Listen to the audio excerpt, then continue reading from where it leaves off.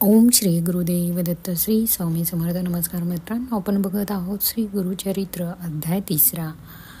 ओम श्री गणेशाय नमः, सरस्वते नमः, श्री गुरुदेवाय नमः, कुलदेवताय नमः. सिद्धयोग्यांनी सांगितलेले गुरु महात्मा ऐकून नामधारकाला अतिशय आनंद झाला आणि तो सिद्धिमुनींचा जय जयकार करत म्हणाला, अहो सिद्धी मुनिवर्य, आपण माझ्या मनातील संदेह दूर केलात. आज मी तुमच्यामुळेच मला परमार्थाचे मर्म समजले. तुम्ही जे गुरु महात्मा सांगितले त्यामुळे माझ्या मनाला पूर्ण समाधान लाभले आहे. आता मला कृपा करून सांगा, आपण कोठे राहतात, भोजन कोठे करतात? मी आपला दासूंना दास होऊ इच्छितो. नामधारकाने असे विचारले असता सिद्धांना अतिशय आनंद झाला.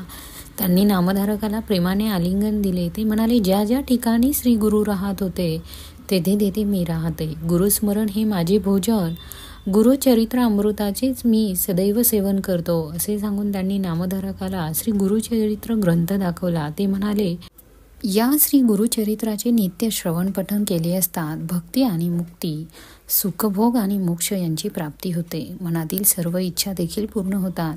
ही कथा श्रवण केली असता धनधान्य, संपत्ती, पुत्र पौत्र इत्यादींची प्राप्ती होते, ज्ञानप्राप्ती होते. या ग्रंथाचे सप्ताह पारायण केले असतात सर्व मनोरथ हे सिद्धीला जातात. जे निपुत्रिक असतील त्यांना पुत्र संतान प्राप्त होते. ग्रहरोगादी पीडा नाहीशा होतात, बंधनातून सुटका होते. या ग्रंथाचे श्रवण पठण करणारा ज्ञानसंपन्न शतायुष्य होतो. सिद्धयोग्यांनी असे सांगितले असता अतिशय आनंदित झालेला नामधारक त्यांना नमस्कार करून म्हणाला, आज तुमच्या रूपाने मला साक्षात्कारी गुरुच भेटले आहे. श्री गुरुचरित्र श्रवण करण्याची मला तीव्र इच्छा झाली आहे. तहानेने व्याकुळ झालेल्याला अमृत आणून द्यावे त्याप्रमाणे तुम्ही मला आज भेटला आहात. मला श्री गुरुचरित्र तुम्ही सविस्तर सांगा. सिद्धयोग्यांनी त्याला आश्वासन देऊन म्हणाले, आता तू कसलीही चिंता करू नकोस. मी तुझे संकट दूर करेन.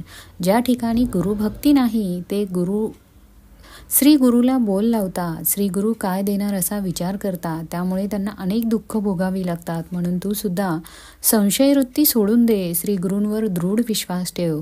श्री गुरु कृपेचा सागर आहे. त्यांच्या देण्याला मर्यादाच नाही. ते तुझी उपेक्षा कधीही करणार नाही. श्री गुरु मेघदूतासारखे उदार आहेत. मेघ जलसृष्टी करतो, पण ते पाणी उथळ जागी साचत नाही. ते सखोल जागीच साचते. दृढ भक्ती ही सखोल जागेप्रमाणे असते. प्रसन्न झालेल्या श्रीगुरूंनी मस्तकी वरद हस्त ठेवतात. प्रपंच हा परमात्मा होतो. कल्पवृक्ष आणि कामधेनू कल्पलेले तेवढेच देते, पण श्रीगुरु कल्पनेच्या पलीकडेही देतात. म्हणूनच तू निसंदेह होऊन एकाग्र चित्तेने परमश्रद्धेने गुरुभक्ती कर. नामधारक म्हणाला, हे योगेश्वरा, आपण कामधेनू आहात, कृपासागर आहात. माझे मन आता स्वच्छ झाले आहे. आता श्रीगुरु चरित्र ऐकण्याची मला ओढ लागली आहे. त्रिमूर्ती श्रीगुरु मनुष्य योनीत अवतीर्ण झाले असे मी ऐकले आहे. ते कशासाठी अवतीर्ण झाले व ते मला सविस्तर सांगावे.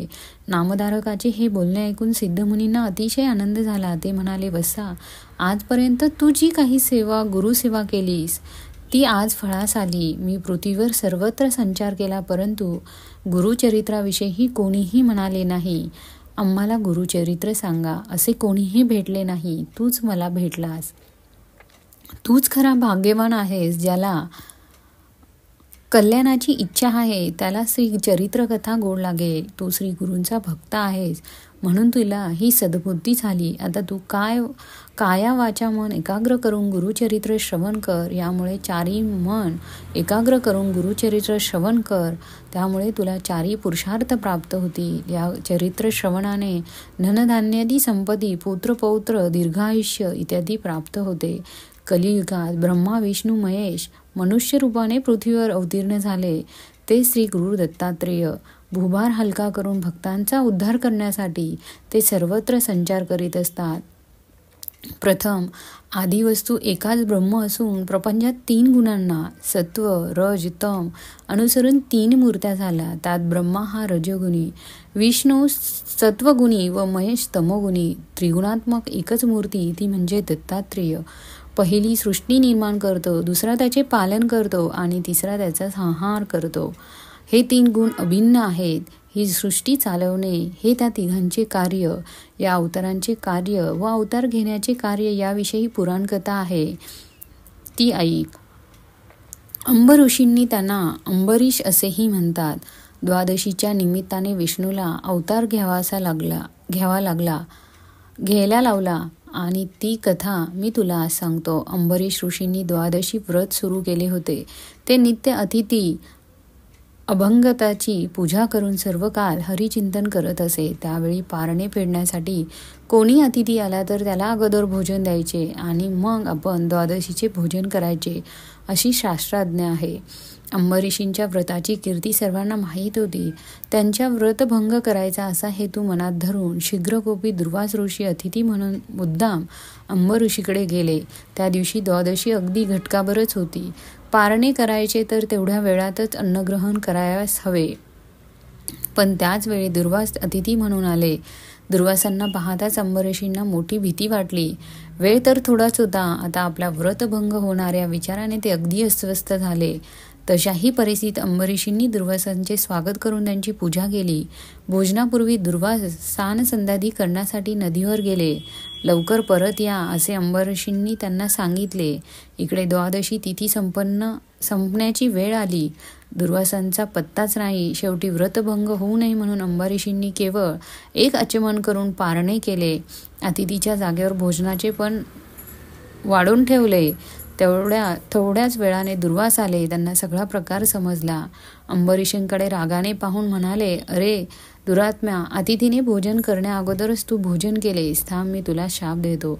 हे शब्द ऐकताच अंबरीश घाबरले. त्यांनी अत्यंत कळवळून भाग्यंब विष्णूंचा धावा केला. शीघ्रकोपी दुर्वासांच्या मुखातून शापवाणी बाहेर पडली. अरे दुरात्म्या, माझ्या आधी तू भोजन केलेस. माझा तू अक्षम्य अपराध केला आहेस. या अपराधाबद्दल तुला सर्व योनीत जन्म घ्यावा लागेल. ही शापवाणी ऐकताच अंबरीश दुःखाने रडू लागले. त्या क्षणी भक्तवत्सल्य भगवान विष्णू प्रगट झाले. ते दुर्वासांना म्हणाले, मुनिवर, तुम्ही माझ्या भक्ताला शाप दिला, पण मी त्याचे रक्षण करणार आहे. तो शाप मी स्वतः भोगीन. दुर्वास हे परमज्ञानी होते. ते ईश्वराचा अवतार होते. क्रोधी होते तरी ते उपकारी होते. त्यांनी विचार केला, या भूलोकी युगानुयुगे तपश्चर्या केली तरी सुद्धा श्रीहरींच्या चरणाचे दर्शन होत नाही. आता या शापाच्या निमित्ताने तो भक्तजनांचे रक्षण करण्यासाठी लक्ष्मीचा अवतार घेईन. दुष्ट दुर्जनांचा नाश करून सत्यसज्जनांचे रक्षण करेल. मग तो भगवान विष्णूंना म्हणाले, हे श्रीहरी, तू पूर्ण ब्रह्म विश्वात्मा आहेस. तू परोपकारासाठी शाल भोगताना विविध स्थानी, विविध वेळी, विविध योनीत असे 10 अवतार घे. भगवान विष्णूंनी ते मान्य केले. त्यानुसार भगवान विष्णूने मत्स्य, कूर्म, वराहदी हे असे 10 अवतार घेतले. हे अवतार कार्यकारणात परत्वे होत असतात. ते कधी प्रगट तर कधी गुप्तपणे होतात. फक्त ज्ञानी लोकांना ते समजते. ही कथा सांगून सिद्धयोगी नामधारकाला म्हणाले, आता मी तुला एक गमतीची कथा म्हणजे श्री दत्त जन्माची कथा सांगतो. अनुसया ही अत्र ऋषींची पत्नी. ती प्रतिव्रता शिरोमणी होती. तिच्या घरी ब्रह्मा, विष्णू, महेश हे त्रिदेव कपटवेश धारण करून आले. परंतु अनुसयाच्या तप सामर्थ्यामुळे तिच्या घरी तिची बाळे म्हणून जन्मास आले. हे ऐकून आश्चर्यचकित झालेला नामधारक म्हणाला, हे त्रिदेव कपटवेश धारण करून अनुसयाच्या घरी कशासाठी आले? त्यांची बाळे कशी झाली? आणि अत्री ऋषी पूर्वी कोण होते? त्यांचा मूळ पुरुष कोण? हे मला सगळे सविस्तर सांगा. अशा रीतीने गुरुचरित्रातील अंबरीश आख्यान नावाचा 3रा अध्याय समाप्त. श्री गुरु दत्तात्रेय प्रणामस्तु. दिगंबरा दिगंबरा श्रीपाद वल्लभ दिगंबरा. मित्रांनो, पुढील भाग बघण्यासाठी चॅनलला सबस्क्राईब करा. धन्यवाद.